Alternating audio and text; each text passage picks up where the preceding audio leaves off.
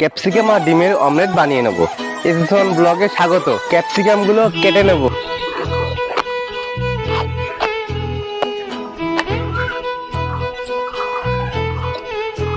আমাদের জ্বালন কুটো সব রেডি। এবার চাটুটা বসিয়ে নেব, তেল দিয়ে নেব, ক্যাপসিকাম গুলো ছেড়ে নেব।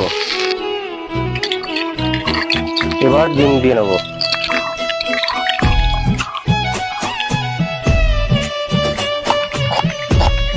এবার একটু পেঁয়াজ দিয়ে নেব, একটু লঙ্কা দিয়ে নেব, একটু লবণ দিয়ে নেব, একটু হলুদ গুঁড়ো দিয়ে নেব, একটু লঙ্কার গুঁড়ো দিয়ে নেব। এবার একটু উল্টিয়ে নেব। এবার প্লেটে তুলে নেব। তো বন্ধুরা রেডি, চলো এবার টেস্ট করি।